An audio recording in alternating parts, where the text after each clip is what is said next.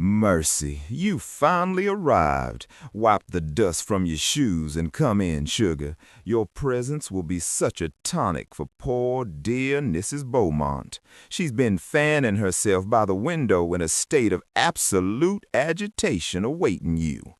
Now, if y'all can find it in your hearts to indulge us for one fleeting afternoon, we are going to make a brave pretense of having actually paid attention in those drafty schoolrooms of our youth. We are going to cast our eyes upon some literature. Oh, honey, don't recoil like a wilted gardenia. We had that very same visceral reaction, I assure you. But please don't fret. This won't be some dreary, moth-eaten fourth-grade book report, and it most certainly is not that wretched English 101 paper you ghost wrote for that adorably dull fraternity boy, the one with the jawline of a god and the intellect of a damp brick. In the shadows of the South, music is never merely a matter of meter or rhyme. It is a blood pulse, a haunting choir rising from the red clay and the stagnant swamp water. These melodies are our true inheritance, carrying the weight of a century's grief and glory in the time it takes for a tallow candle to flicker and die. Within the span of a few desperate minutes, a song unearths the same ghosts that Capote, Flagg, and Mitchell spent hundreds of ink-stained pages trying to exorcise. The secrets they buried in chapters of typeset prose, the family rot, the hidden sins, and the fierce, jagged beauty of our land are all laid bare in the vibration of a single steel string. More than a lament of sorrow and woe, Golden Ring is a monument of nostalgia and a masterclass in Southern storytelling. By focusing on an inanimate object to tell a human story, it functions as a concise short story that reckons with the region's values of faith, family, and the harsh realities of the economy. In a window on a street in Chicago where the wind bites like a jilted lover and the dust of the Great Migration settles upon the glass like fine gray flour, there sat a circle of gold. It was a small thing, a shimmering lie crafted by Bobby Braddock and Rafe Van Hoy, architects of a particular kind of Southern heartbreak. It waited in that pawn shop window, a cold metallic thing, catching the pale northern light and pretending it possessed a soul. But we know better, my dear. We know that a ring is merely a hollow vessel, a tiny gold cage waiting for a bird that will eventually beat its wings bloody against the bars. In the year of our Lord 1976, the king and queen of our sorrowful music, George and Tammy, stood before a microphone as though they were standing before an altar or a firing squad. They were divorced by then, their own covenant shredded into confetti, yet they stepped into the country-politan shadow world created by Mr. Billy Sherrill.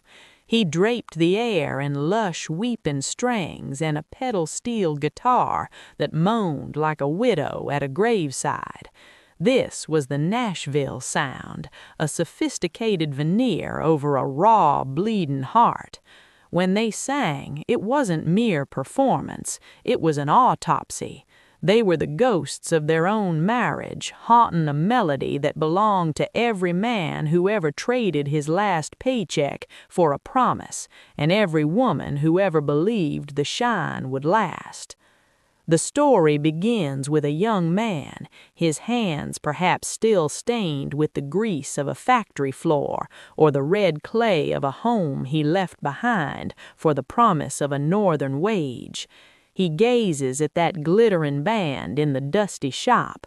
To him, it is not just gold, it is a ticket out of loneliness. He buys it, and for a moment the ring is infused with the fire of the working-class dream. They go to a small chapel, a place where the wood is perhaps a bit warped, but the vows are spoken in God's own sight. In the South, you see, a marriage is never just a contract between two people. It is a tripartite agreement with the Almighty, and breaking it is a spiritual amputation. They moved into two-room apartment, a space so cramped that secrets had no place to hide. The walls were paper thin, much like the band itself. And here the Cherokee rhythm of the tale takes hold, the circular beat of the seasons, the inevitable return to the earth. Love, like the harvest, can wither if the soil is poor. The Southern realism of the thing is found in the grit of the domestic dispute, the way the romantic gloss of moonlight and magnolias is stripped away to reveal the grotesque bones of poverty and resentment. They fought, not like gods, but like tired people who had run out of coins and kindness. He yelled, "You can go home to your mama," and she, with a voice like a silver bell cracked by the frost, threw that circle of gold onto the table. It made a sharp, lonely sound, the sound of a dream hitting a hard floor. The ring became once more just a cold, metallic thing. It was no longer a symbol of eternity. It was a relic of a failed state. The cycle completed itself as the ring traveled back to that same Chicago pawn shop. The narrative voice, that bird's-eye witness, watched as the man laid it back upon the counter for a fraction of its cost. The economic struggle of our people is a recurring ghost in our literature. The distance between a happy home and a pawn shop window is often only the length of one bad night.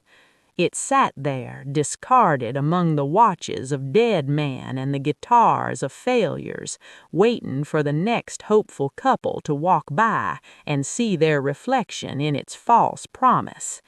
It is a tragedy of the New South, a story of those who carried their Bibles and their heartbreaks across state lines, only to find that gold is not a shield against the frailty of the human spirit.